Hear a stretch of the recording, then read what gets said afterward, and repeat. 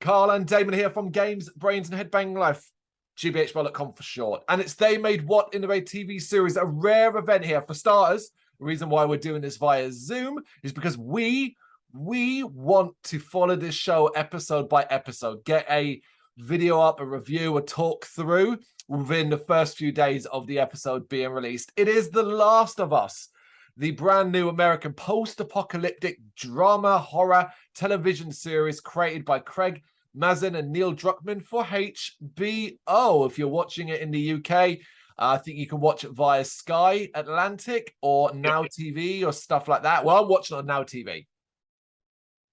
Of course, this is based on the 2013 video game developed by Naughty Dog. That incredibly successful, beloved game, The Last of Us. Before we go any further, Damon, have you ever played The Last of Us?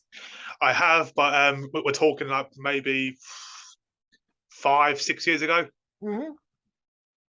But yeah, I played it, yeah. Yeah, I mean, that's completely understandable. It is a decade old as of this year, being 2023. Obviously, there's been a sequel. I have played the original game. I mean, you kind of had to, the way people were talking about it. But I haven't played the sequel. Did I love it as much as people do? I mean, I did. I thought it was a great game. I really did. Of course, how could you not? It was a great game. Yeah, again, yeah. First, from what I remember of it, yeah, it was an enjoyable game, yeah. Yeah. So, of course, this series is based upon it, and it's a joint production by Sony Pictures Television, PlayStation Productions, Naughty Dog, The Mighty Mint, and World Games. The first season is going to consist of 9 episodes. Apparently, it was going to be originally 10, but there was a bit of a dislike, I don't know, in production over the first episode, not doing enough to bring people back for the second episode, so they combined the two, which is why the first episode's a bit longer. Oh, okay. Yeah, it was. It's been written by Druckmann, who wrote and co-directed the original game, and of course Craig Mazin. The score, quite a strong point, composed by Gustavo Santaolalla, who composed also for the game. So a lot of the game people are involved in the show as well, for, I guess, hopefully long-term authenticity. Because I don't know about you. You know, our experience of video game adaptions, as we do in this series, the series of They Made What into a TV series and They Made What into a movie varies. It seems like these days we're getting much better content. You know, if you're watching along at the moment with our Halo review, you know that we're thoroughly enjoying that show. And that will continue, spoilers, as we get near the latter part of that. You know, and even some of the movies we've watched, we've come away enjoying them compared to a lot of the older stuff. You notice that too, that there's just better stuff. Do you think that, like, they because of like probably, for example, like Resident Evil, that received a lot of bad backlash? Do you think that, like, maybe they've learned from their mistakes? I think they're learning from Sonic the Hedgehog, if I'm honest. That's the one I'm going to go to, which is the Sonic the Hedgehog movie from a few years ago, and how that playing to the video game crowd as well, and not ignoring them and trying to stay as true to the sort of core character and stories. I think that's what people have noticed. It's like that made a shit ton of money. People seem to appreciate authenticity as well as good shows, and I think that's a major part of it. Yeah, definitely. Will it continue? I don't know. I feel like we're probably gonna, because there's a lot of shows and a lot of movies planned or rumored and stuff like that. And I feel like eventually we'll get good stuff, we'll get bad stuff. Kind of like Marvel movies, where not every Marvel movie is great, whereas others are really good. Well, obviously, the next big one is going to be obviously the Mario movie, isn't it? So I mean, that is the next major release on that I think that's set up. Like, you know, there's lots of ones that are rumored or like in production supposedly, like BioShock and Gears of War and stuff like that. And that'll be great as it goes. But you're right. I think the next big test is Mario in April, is it? I think it's April and May. Yeah, one of those, yeah. But truth be told, Damien, you know this as well as I do. That film will make a ton of money, even if it's terrible. Yes, yeah. Oh yeah, definitely. Yeah. But speaking of making a ton of money, fingers crossed, The Last of Us first episode did pretty damn well. I don't know if you found out the figures, but it came my way. The premiere, episode 1, was watched by 4.7 million viewers across all the linear channels and HBO Max on its first day, making it the second biggest for HBO since 2010. Do you know what's the one what's first? What would be first? Very recent. Very recent. House of Dragon. Yes, nailed it. Oh, really? House of Dragon. Yeah, Oh, wow. Yeah. yeah, House of Dragon. That debut. And the series premiered on January 15th, 2023. For context, we're recording this video on Wednesday, the 18th of January. So, look, I'm not going to break down the episode step by step. We're going to follow a more loose format to this. We kind of don't want to just run you through step by step. So we're going to generalize and stop here and there to just discuss some of the more important beats of it. But if you don't know, basically, the overarching story of The Last of Us follows a man named Joel, who's a smuggler in a post-apocalyptic world that's been destroyed by a fungal infection that kind of follows similar rules to zombies and those sort of, and infected and that sort of stuff, but it's fungus related, which allows them to be a bit more imaginative when it comes to imagery, as even this first episode will show. Yeah, I mean, they kind of reminded me of like 28 Days Later a bit. Yeah. Oh, it's, yeah. I mean, completely got elements of that. But I think, obviously, even in the game and as the show will develop, they'll certainly get a lot more imaginative with the designs, particularly as in episode 1, we don't see after, like, a lot of monsters in the post-apocalyptic world yet. There is a shot, a scene in a sort of tunnel area where you see one of them kind of attached to a wall. Yeah. But yeah, that which I thought looked great, by the way. W looked really gross. Yeah, oh, yeah, definitely, yeah. We'll touch upon this. This is a personal thing. There's a specific type of horror that I really struggle with. It's no secret, but I really struggle to watch body horror, which is where your skin and body gets infected with something that transforms it. Maybe a flesh-eating disease where you start to rot, or things start to grow from your body. I really struggle with that, particularly when it's done realistic. I can deal with, like, you know, like Resident Evil silliness, but like realistic versions of that, I really struggle with that. And admittedly, The Last of Us's premise with the fungus, I'm like, I don't want to watch something that's got mushrooms growing out of my ears. No, you know, it is pretty horrible. Yeah, it is. It creates such imagery in my head. You know. Did you watch the trailer for this show before it dropped? I did. Yeah, I did. Yeah. Did you get excited by that? Were you interested in it? I did, yes. So I thought actually it looked pretty decent. I wasn't too sure because obviously it showed you a shot of like one of the monsters quite badly deformed. So that I was a bit like, yeah, it looks a bit silly. But then obviously going back to the gameplay, it definitely brought back the gameplay vibes. Excellent. Yeah, I think I felt pretty much the same as you. I was excited, interested, wary, as we all are these days, about a video game adaptation into a show or whatever. But I felt like when I realized who was involved, I felt like, look, this is either going to be done really well or it'll be all right at best and won't reach a wider audience. It may still not reach a wider audience, because that's the thing. Just because you tuned into the first episode, you may have gone, nah, you know what? This is a bit not for me. I'm not going to carry on. Yeah, because I mean, I said obviously there's been a lot of hate going around for obviously Bella Ramsey. Yeah. And I can't remember his name, but is it Pascal? Yeah, Pedro Pascal. Yeah, Pedro Pascal. It's been a lot of. I mean, I think he looks pretty decent, but there's been a lot of hate going around for both of those two. Right, well, we'll talk about the cast in a second. Let me just wrap up this part. So yeah, Joel, a smuggler, basically is tasked with escorting a teenage girl named Ellie across this post-apocalyptic United States destroyed by this infection. That is the overarching story of The Last of Us, the most simplified way you can explain it. So cast-wise, we're just going to fly through the major names that pop up here in this episode. You've already mentioned a few. Pedro Pascal as Joel. You may know Pedro Pascal as the Mandalorian. You may know him from the new Wonder Woman or the latest Wonder Woman movie. You may know him from Game of Thrones. Yeah, Game of Thrones, yep. I really think he's a very good actor. Of course, I do really enjoy his works. And I'm going to say, personally, I like him as Joel. I particularly like him when how he looks in post-apocalyptic Joel with the grey in his beard. I'm like, yeah, I can buy this. Yep, definitely. And in episode 1, I think he proves again what a incredible actor he is. Yep. Bella Ramsey as Ellie doesn't get lots to do in this episode. I think we're going to develop over that. But I love doing this. I love that she nails the mouthy, not scared, tough talking Ellie perfectly.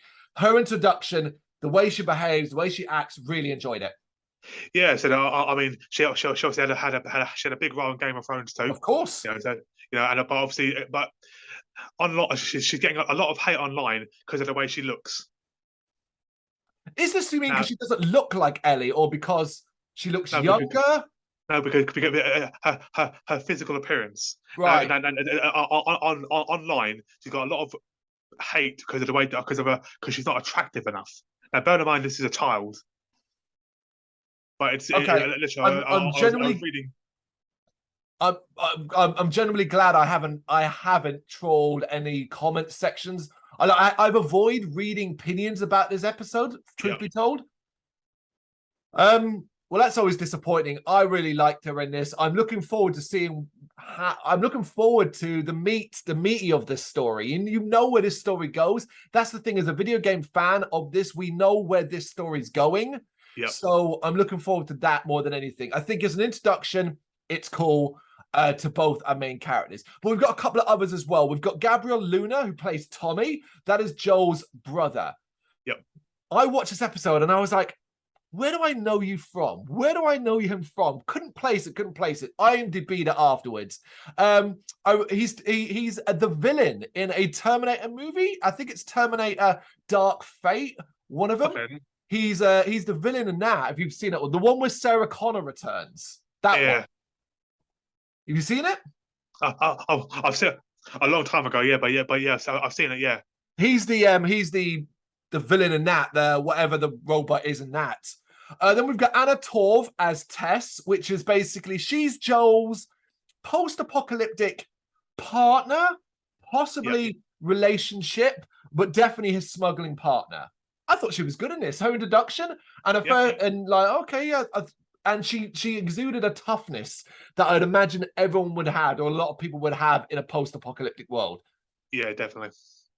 Nico Parker as Sarah, Joel's daughter. Look, I didn't say it at the start, I'll say it now. Spoilers.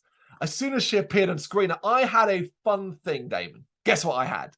I watched this episode with someone who had only heard of The Last of Us, but never knew a single thing about it. And I'm talking about my wife, Lou, and she was really enjoying Sarah and Joel's relationship, and figured, rightfully so, that the story would be about these two in a post-apocalyptic world. I'm sitting there going in my head, don't want to spoil it, don't want to spoil it. But yeah, she was very much shocked because, of course, a major part of this is that Joel's daughter will die, and for her brief time in the show, I thought she was good. Yeah, I mean, she played like the scared. I mean, the whole bit when we first see the first creature or first monster, I thought she played it pretty well. She was generally looked terrified. Yeah, agreed. I really enjoyed it. And lastly, Merle Dandridge as Marlene, who's basically the leader of the Fireflies, which are basically a group that oppose, kind of rebellious group in fighting against Fedra in the post-apocalyptic times. And again, it was fine. There's one person you failed to mention. He doesn't have a massive part, but I'm pretty sure at the very start of the episode, the two scientists talking. Yep. I swear, I'm pretty sure one of the guys is Jonathan from the Mummy franchise. John Hannah. Yeah, John Hannah. It's him, yeah. You know what? I looked at it, I thought, I swear it's Jonathan from the Mummy. Yeah, I didn't mention because it's not a major part in the episode. Yeah, absolutely. John Hannah is one of the two scientists discussing it. He's the one that puts forward the theory that fungi could eventually transform if the world got warmer, which is really uncomfortable when you consider global warming issues that we have these days. But yeah, I love the way, talking of which, then we'll get into it. I love the way the episode begins with that talk show and him describing what is ultimately a fantastical event because it's a TV show, but one that felt really real. I loved it. Yeah, because I mean, because at first it was like sort of like a game show. Everyone's like all laughing and joking about until he started talking, and then everyone's like, "Shit, this could actually Listening. happen."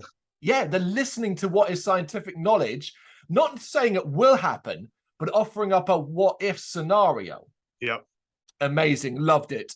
Then we actually go to 2003, where basically we spent some time with Joel and Sarah, and we kind of see that Joel, he's not an absent father, but he's a busy father. yeah, He seems a construction company with his brother Tommy and is away from home a lot. Never seems to have a lot of time to do anything. Sarah does the whole goes and repairs his watch for him. Lives next door to an elderly couple, and one that appears to have dementia as well. yeah, So that plays into it. And we just spend some time in that world without really going anywhere. And I really enjoyed it because here's what I knew. And I don't think you have to know the game. You know what this show is. You didn't go in, unless you went in completely blind, not even knowing it was a poster-pop, you know something is coming. yeah. And it does spend its time. It takes its time getting to that something. Yeah, I mean, literally, like, the first like 10, 15 minutes, or maybe even 20, is basically their lives, explaining what their life was before it all went to shit. Yeah, exactly that. And then it does all go to hell. And this is maybe my favorite bit in the entire part of episode 1. Yeah. It's frantic, it's energetic, it's confusing, it's shot in so many. How much did you love? Because I loved it. The being in the car with them, the camera, because obviously that's from the video game as well, and you're basically a passenger with them. Loved it. And I love the build-up of horror where Sarah goes into the house and finds the body, and then you first see the dementia patient, the dementia woman, reacting and chasing her out. In fact, I'll go back and say there's a really scary scene when Sarah goes to visit her, and the dementia patient in the background seems to have a reaction. That was well scary. It was, definitely, yeah. But yeah, this whole action sequence leading up to Sarah getting shot by the soldier. Oh, I loved it, man. Just loved it. The plane crash, incredible. I tell you, what I liked was that literally, because again, I saw online someone put like the gameplay side by side, and it's literally spot on, perfect. Yeah. Which I think is a very, very good credit to themselves for the first episode. Agreed. And I would say to people, I wouldn't necessarily hope that that's how it's going to continue going forward. I think you'll get plenty more, but I think there was a lot of tributes and points and nods to important, because the whole beginning of The Last of Us in the video game is very, that's what's often etched in people's minds more than anything else. Yeah. So I think they had to get that right. But I also think this is really important. If you've never played it, it doesn't matter. You're just going to really enjoy that super fast-paced, energetic, dangerous, confusing action sequences. Yeah. And of course, as we said, go on. I mean, probably, other than the plane crashing, but one of the parts I really liked was obviously, again, as it was near the beginning, when they all jump in a car and they drive off, and obviously Joel runs over that old lady with the car, and then when the neighbours comes running out behind, you can see it in behind, saying like, "What are you doing?" Yeah, and then you see her getting attacked. Oh, I didn't see her getting attacked. I missed that. Yeah, like 2 or 3 creatures come running from the other side, and they grab her. That makes sense, because I will also note that I also think this beginning, particularly in the cul-de-sac, the house area, it reminded me of the opening of Dawn of the Dead remake. Similar to that. But yeah, so ultimately Sarah does get shot. Basically, trying to escape, they crash after the plane the plane crashes, and they end up having to go on foot and come into a soldier who gets orders to shoot them, and he ends up shooting at Joel, winging Joel, but shooting Sarah before Tommy saves them. And if you don't know, you didn't pay attention to the spoilers part of this. Sarah gets killed there and dies, and it isn't, again, Pedro Pascal, wonderful. It is emotional. Yes, I mean, even the bit where he's pleading for the soldier to let that we're not sick. Yeah, we're fine. We're not sick. You can sense the emotion in his voice. Yep. And did you notice as well? Like, I don't know if you watched it, but when the soldier was getting his orders relayed to him, the person that's playing him voice drops. Like he's I don't want to do this, but it's orders. Like I really got that as well. Yeah, definitely. I mean, it's what you sort of expect to happen, I suppose. When if something like this happens, Yeah. that basically kill everyone. Yeah, we don't know. Yeah, we don't Yeah, know. Yeah. How can we know? We don't even know. That's the thing. We don't know what this infection is. And episode 1 won't really clear that up either to us, except beyond, it's something fungal related based off the start and based off a scene at the end. yep. So then we jump to 20 years later, and basically Joel lives in a Boston quarantine zone, which is managed by FEDRA. This stands for Federal Disaster Response Agency, and they kind of rule this place with a bit of an iron fist. Infection checks, constant putting up. People are living what's the word I want to use? It's very post-apocalyptic. It's grey, it's dark, it's not a very nice place to be. Yep. And basically, his brother Tommy, who is in a different location, Wyoming, stops contacting him, and that worries Joel. And basically, he tries to get a car battery so he can go and find him to make sure he's okay and stuff like that. But a deal he makes with a local dealer goes wrong. He ends up getting sold to the Fireflies, which, like I said already, is a rebellion group.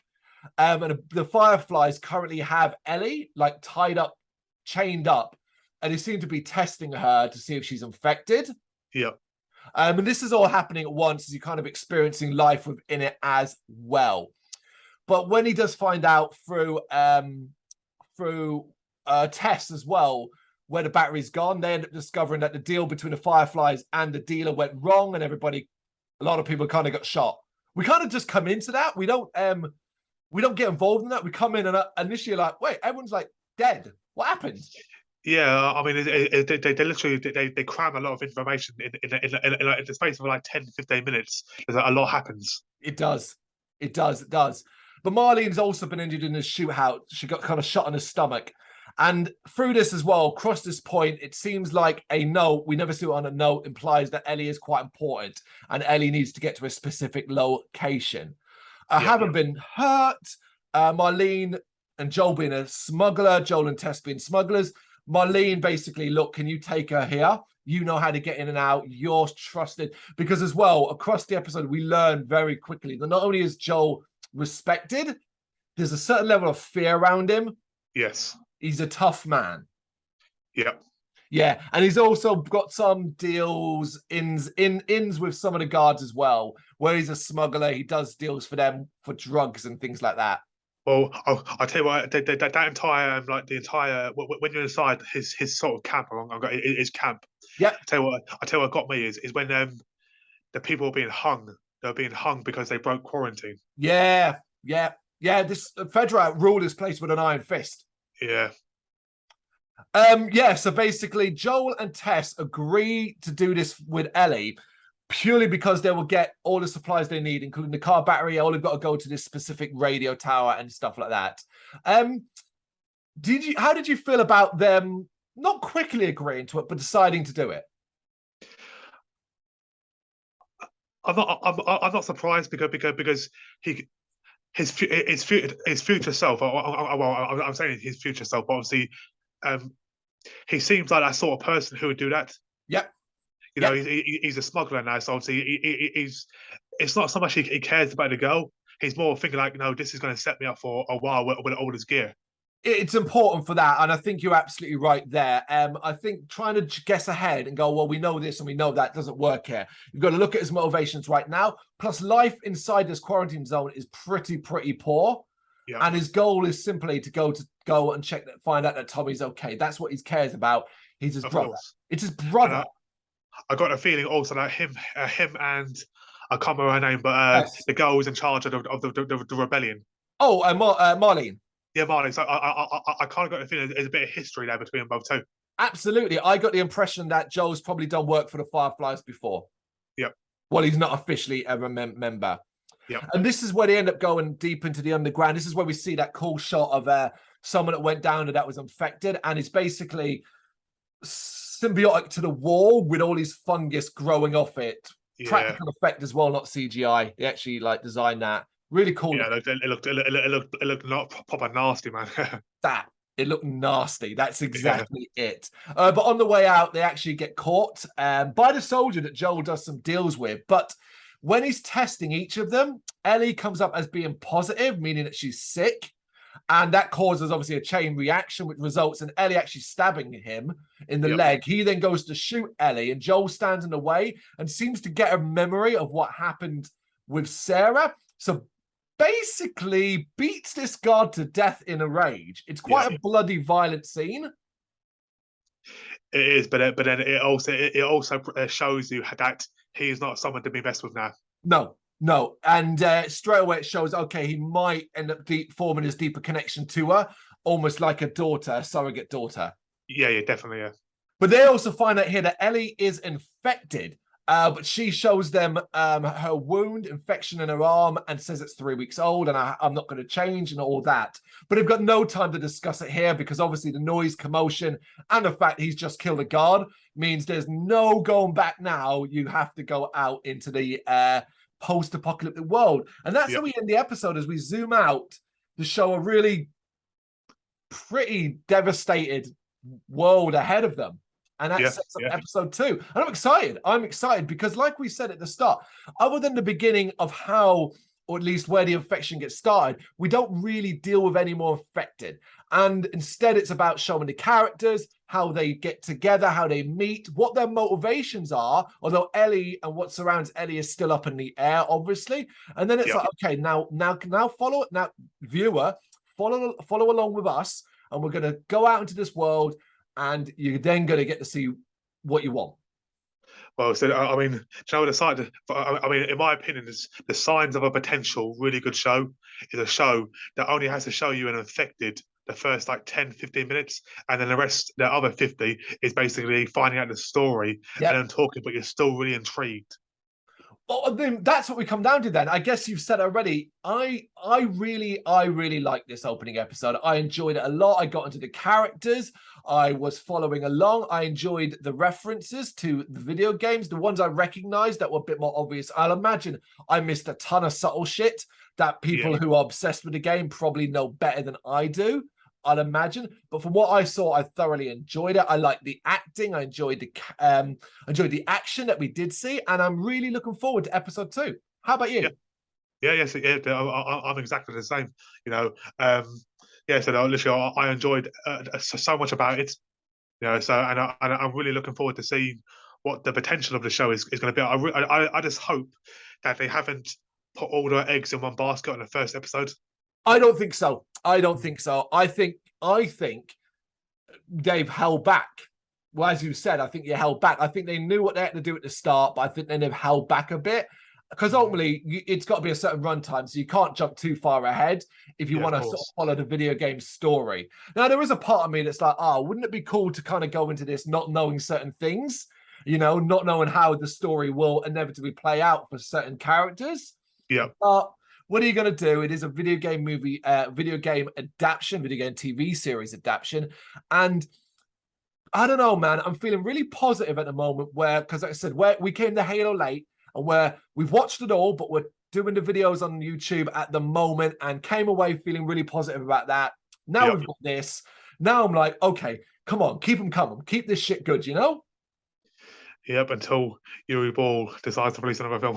I think he's done, frankly. I think he's done. There's too much money involved in it now. What I would say is, though, hilariously, we are going to have to do Damon's worst nightmare. Episode by episode, Damon, you're going to have to wait it out. Episode by episode. Oh, you mean, yeah, I know. You don't like watching it? You like to watch it all at once? But before I watch episode 2 next week, I'll be watching episode 1 again anyway, just to get a reminder. But yeah, it is going to be annoying that literally every other week, and then obviously it's only 9 episodes, and then 6 months for season 2. If there is a season 2. Well, yeah, well, that's definitely getting ahead of yourself there. Let's get through this one first. That's our thoughts on episode 1, When You Are Lost in the Darkness. We are going to be doing this weekly, guys. We're going to keep up with the show. We're going to put our videos up a couple of days after the episode is aired, when we can jump on Zoom. And if it coincides with us being together to record other videos, we'll do it in person. But for the most part, we'll be doing it like this. You know what to do. If you've got any thoughts on this episode, let us know in the comments. yeah, so that's it. That's how it'll be. They won't be as long as this next time because we had to do the cast and all that. Yeah, of course. Okay, I'll let you get on. I'll see you Friday, yeah? Yeah, cool. See you Friday. Yeah. All right, bye. All right, bye.